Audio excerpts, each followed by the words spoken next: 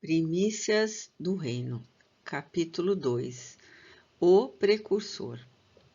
A porta abriu rangendo em ferros gastos e uma figura grotesca assomou à soleira, erguendo o alfange brilhante de encontro ao retalho de luar que invadira a estreita cela. Nota da autora espiritual número 8.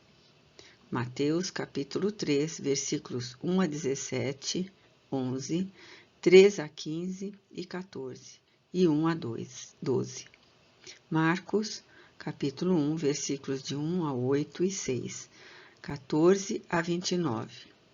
Lucas, capítulo 3, versículo de 1 a 20 e capítulo 9, versículos 7 a 9. João, capítulo 1, versículos 19 a 37 e capítulo 3, versículos de 27 a 30.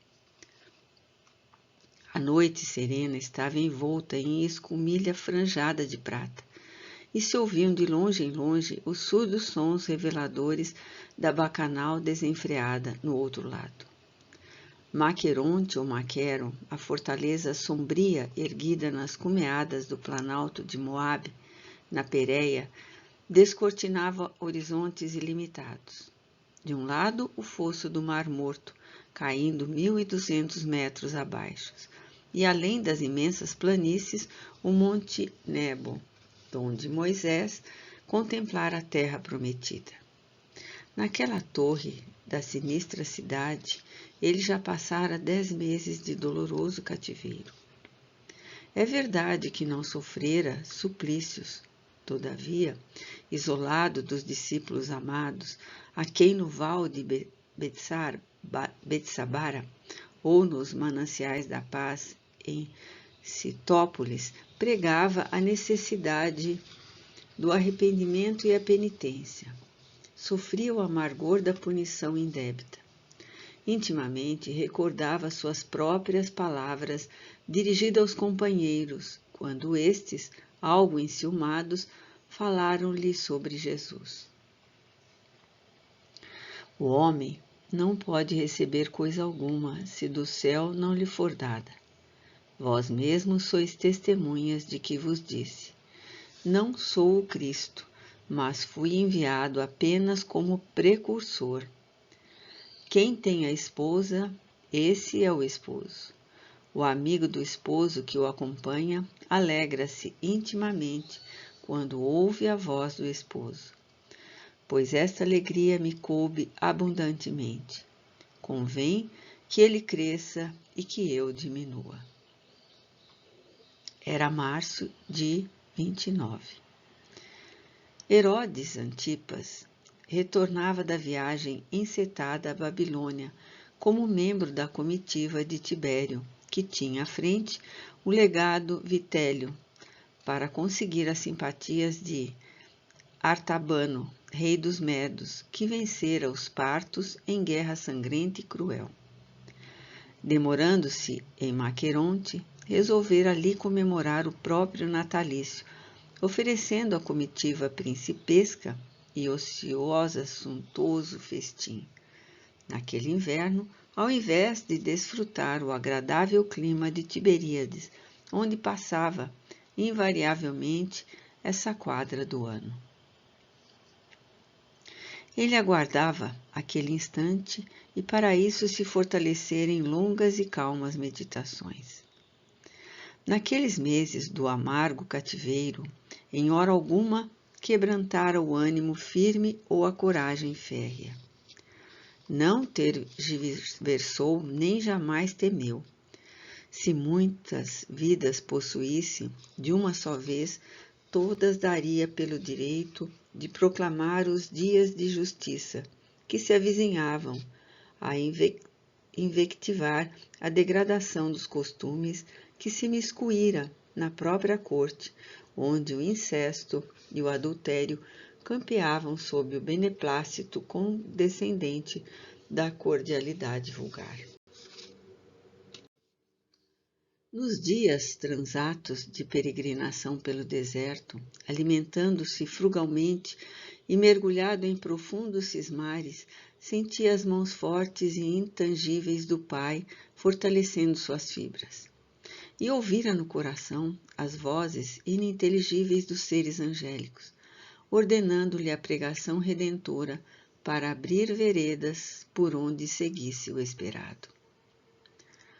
Aquela era a hora do testemunho, sentia-o interiormente. Experimentava a estranha algidez prenunciadora do momento. Até então, estivera recordando todos os acontecimentos. Desfilaram mentalmente aqueles dias risonhos da infância feliz, sombreada apenas por secreta preocupação acerca de Deus e sobre os homens, a crescer através dos dias, exageradamente pelos verdes anos da adolescência. Quantas vezes não poderia dizê-lo, escutando as narrativas da lei na sinagoga ou comentando os livros sagrados, sentira-se arrebatado pela necessidade de meditar a sós, perdidos pelos áridos e difíceis caminhos das regiões ásperas do deserto montanhoso e adusto. E ao fazê-lo, quantas visões inextricáveis experimentara. Em toda a inquietação que o atormentava e em toda a necessidade de que procurava fugir, sentia que os céus o conduziam para um destino, o de preparar caminhos para outros pés, para o Messias libertador. Tudo na sua vida transcorrera de modo incomum. O berço fora-lhe oferecido em circunstâncias transcendentais. Seus pais receberam-no quando já não o esperavam. Conhecia o fato narrado pelo próprio Zacarias. Ansioso por um filho, ele fora ao templo orar, e ao fazê-lo, surpreendera-se pela presença de um ser espiritual que lhe disse: Não receies, Zacarias, pois que a tua oração foi escutada. A tua mulher Isabel dar-te-á um filho, a qual porás o nome de João. Ele será por ti motivo de alegria e regozijo, porquanto será grande no Senhor. O torpor e o receio invadiram seu pai. Estranha mudez adviera-lhe, e depois o nascimento aguardado. As mãos de Deus indiscutivelmente pousavam sobre o seu lar. Depois, ao seguir para o deserto, vestiu-se como o antigo profeta Elias. Uma pele de camelo no corpo, em volta dos rins um cinto de couro. Iniciaram o ministério por volta do ano 15 do império de Tibério César, sendo Pôncio Pilatos governador da Judéia e Herodes Antipas tetrarca da Galiléia. Descera os chapadões rochosos e duros da Pérea e viera a Betbara, perto da embocadura do Mar Morto, onde o Jordão enseja um val de fácil acesso para as caravanas. E ali começara pregando e lavando as impurezas com a água do rio. Expectante, porém, quanto àquele que conduzira os homens, assinalando-os com o fogo da verdade, o sinal da vida eterna. O clima no inverno é ali delicioso, e as águas velozes passam cantando entre os festões de canas e fetos sobre a sombra de tamarindeiros, cujo verdor contrasta com o deserto de fogo ardente e nu mais adiante. Contava somente 30 anos e estava estuante de força e vigor. A voz tonitruante brada sem cessar: Quem vos ensinou a fugir da cólera que vai chegar? O machado corta já as raízes das árvores. Toda árvore que não produz bom fruto será cortada e lançada ao fogo. A evocação fala o chorar, saudades daqueles dias de ação preparatória para a chegada dele. Havia quase 5 séculos que a boca profética ali se calara e uma preocupação geral dominava os corações. O sangue das vítimas das guerras e das rebeliões incessantes abafadas a ferro e a fogo, corriam abundante, e o clamor das vozes ao Senhor era ensurdecedor. O alto, no entanto, permanecia em silêncio.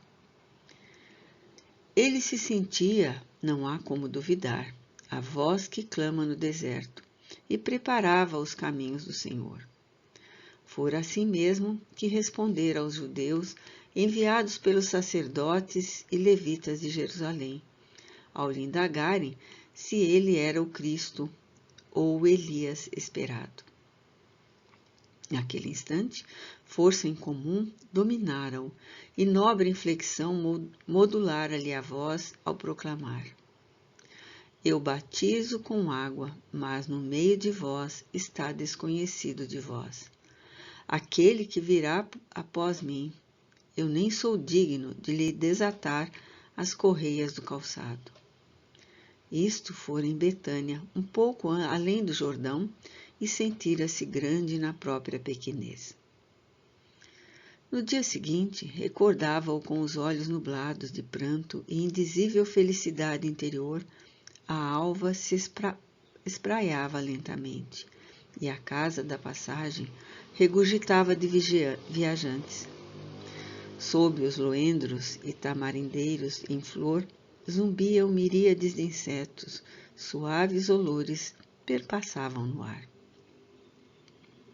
Pregava as primícias do reino de Deus com inusitada emoção.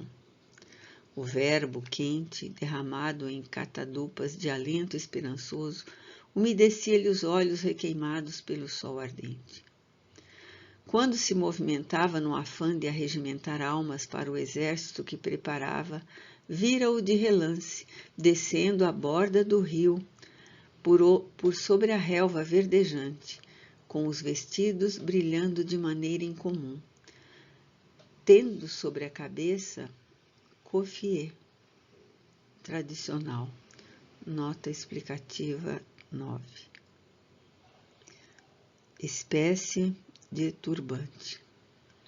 O vaso improvisado para o banho lhe escorregara da mão, e ele gritou sem poder dominar-se: Eis o Cordeiro de Deus que tira o pecado do mundo. Este é de quem eu dizia: após mim vem um que é maior que eu, porque existia antes de mim. Não o conhecia eu, mas para o tornar conhecido em Israel é que vim com o batismo d'água. E aproximando-se, disse-lhe: Eu que deveria ser batizado por ti, e tu vens a mim? Deixa por agora, convém cumprirmos tudo o que é justo. Ele falava com eloquente grandeza espiritual. Após o ato singelo, ouviu-se uma voz, se dentro ou fora do espírito, rememorando, não saberia dizê-lo. Este é o meu filho querido, no qual pus a minha complacência. Tudo acontecera em janeiro do ano anterior e parecia tão próximo. Ele se afastara pelo mesmo caminho por onde transitava os rebanhos, desaparecendo entre os renques e tamareiras. Não voltara a vê-lo outra vez, não tivera a felicidade de dialogar com ele. Uma tranquila confiança empolgara-lhe o espírito desde então. Pôs-se a verberar com mais ardor contra a degeneração moral onde esta se encontrasse. Foi visitar o tetrarca e, sem trepidar, invectivou-lhe a conduta.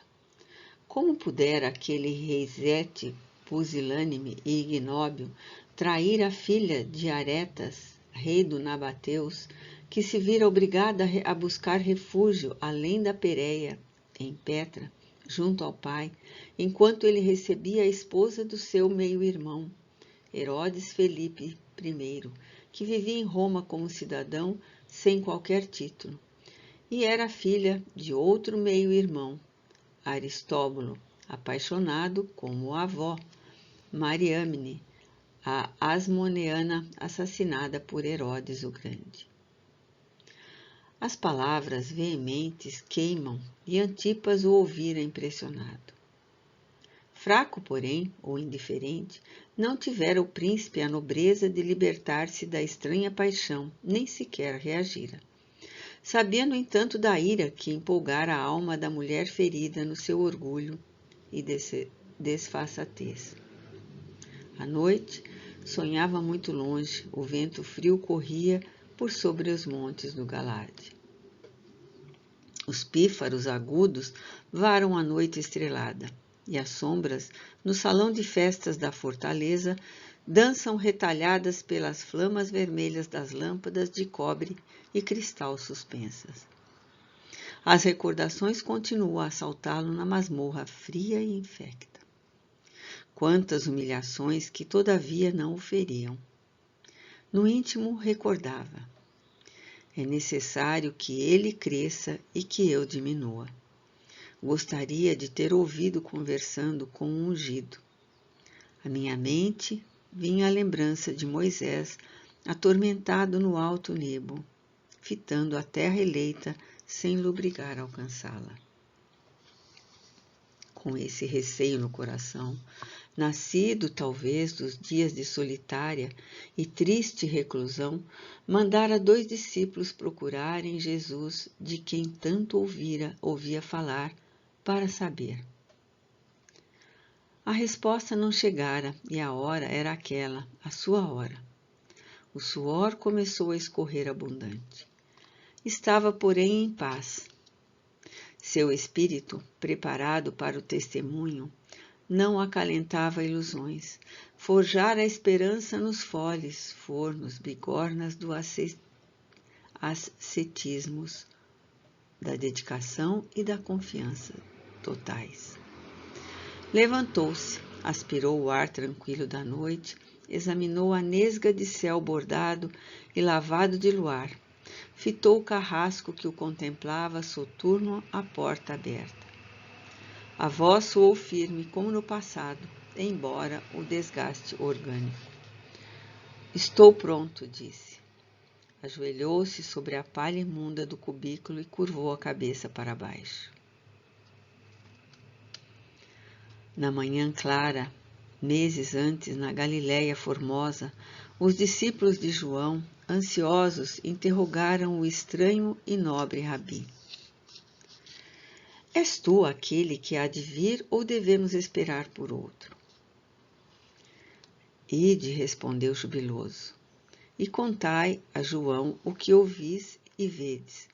Os cegos veem, os coxos andam, os leprosos tornam-se limpos, os surdos ouvem, os mortos ressuscitam, e aos pobres é anunciada a boa nova. Feliz de quem não se escandalizar de mim. Logo se afastaram, comovidos e fascinados. O mestre, tocado de ternura pelo prisioneiro que o mandara inquirir, falou: Que saístes a ver no deserto? Um caniço agitado pelo vento? Pois que saístes a ver? Um homem em roupas delicadas? Ora, os que trajam roupas delicadas residem nos palácios dos reis. Por que, pois, saístes? Para verdes um profeta? Sim, declaro-vos eu e mais que um profeta, porque este é de quem está escrito: Eis que envio a proceder-te o meu arauto, a fim de preparar o caminho diante de ti. Abalada da revelação nos lábios do rabi, se emoldurara de cristalina beleza, e ele prossegue: Em verdade vos digo que entre os filhos de mulher não surgiu quem fosse maior que João Batista. Entretanto, o menor no reino dos céus é maior que ele. Desde os dias de João Batista até hoje, o reino dos céus sofre violência e os homens violentos o tomam de assalto. Porque todos os profetas e a lei, até João, vaticinaram. Ele, porém, se o quiserdes aceitar, é o Elias que há de vir.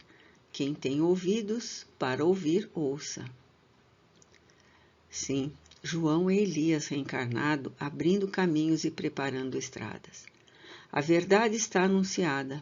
Luz nova projeta-se nos dédalos da ignorância multimilenar. Em Maqueronte, entre os convidados de toda parte, encontrava-se Herodíade e Salomé, sua filha, do consórcio com Felipe I. Agripa, seu irmão, que mais tarde, no império de Calígula, seria nomeado sucessor de Filipe no seu território, e posteriormente, quando Antipas foi exilado para Leão, na Gália, suceder-lhe-ia em sua tetrarquia. Também lá estava Herodes Felipe II, o tetrarca pacífico da Gaulanítida e Traconítida, que em breve tempo casaria com Salomé. O festim, digno das cores orientais, excedia em luxo e loucura. Vitélio, chegando em sua liteira suntuosa, traz consigo todo um exército de bajuladores e serviçais, e entra triunfantemente recebido pelo aniversariante. Os crótalos cantam, as cítaras e os quinorces. Nota explicativa 10. Harpa judaica de som grave. Enchem o ar de estranhas e lânguidas melodias, enquanto os timbales marcam o febril compasso. Os lampadários estão em todo o seu esplendor, e os candelabros, com almotolias de prata e ouro, derramam luz sobre os tapetes da Babilônia, de Tiro, de Sidom, e os panos coloridos de Damasco, a escorrerem pelas paredes de pedra lavada. Jacintos, dálias, rosas e jasmins formam festões coloridos e perfumados em volta, por detrás das mesas de ébano e mogno trabalhadas.